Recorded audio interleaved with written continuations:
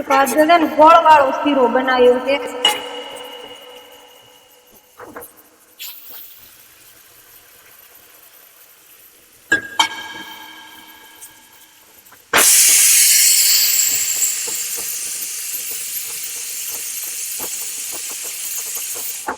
પહેલા બનાવ્યા ને તાર બધા એમ કહેતા હતા કે શીરો ખોડીમાં ની ગોળમાં બનાવો, તો હાલ પણ દેખો આપણે ગોળમાં બનાવી બતાવો તો કનેથી ઉપર આવી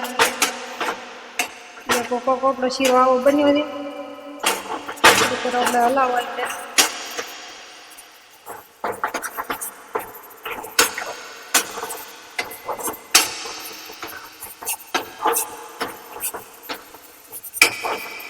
ગોળવાળો કોઈ દી કાઢો નથી. આ પહેલી વખત ગોળવાળો ખાવાનો. ખોડવાળો આપણે ખાધેલો જ હોય છે.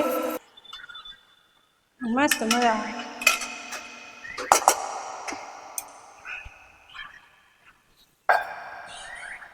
આટલું બધું શું બનાવ્યું? આજ તો ઘણું બધું ખાવાનું તો બનાવ્યું છે.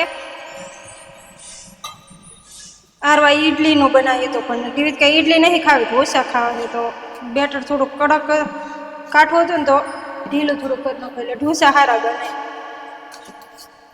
ઢોસા બનાવ્યા?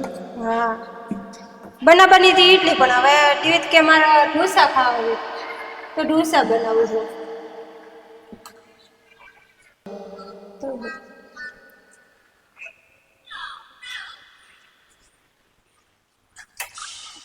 બસ શીરો બનાવ્યો છે, બટેકાનું શાક છે. બટેકાનું શાક છે, એમાં ભાત છે, શીરો છે.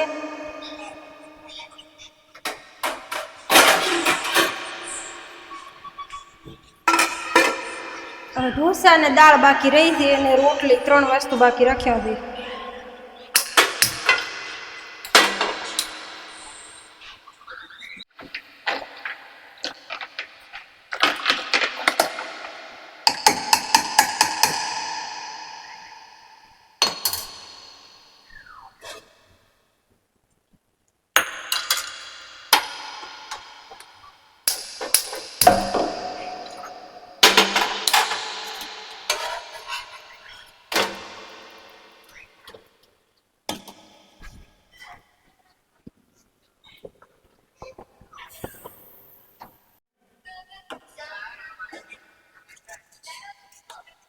આજે આપણે સારું ખાવાનું બનાવ્યું હતું ને તો દેખો કુલદીપને થાળ ધરો દો. દીવો કરી લો, થાળ ધરી નાખો. કુલદીપની થાળ ધરે છે કે દો. હા, બોલો મસ્ત.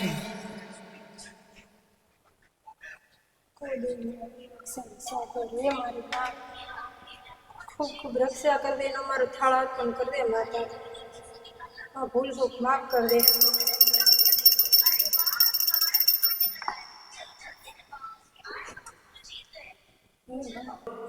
કુળદેવીને છે ને થાળ ધરવો જરૂરી છે. અમે તો ઘણી વખત આવી રીતનું થાળ ધરાવતા, જેમ કે આપણે સુખ દુઃખની સાથી છે. આટલું શું ખાવાનું બનાવ્યું? આજ રવિવાર હતો, તમે છે ને ખાવાનું આજ થોડું બધું બનાવી નાખું. હવે તો કુળદેવી મને થાળ ધરાવવાનો હતો. દાળ મસ્ત વધારી નાખી છે.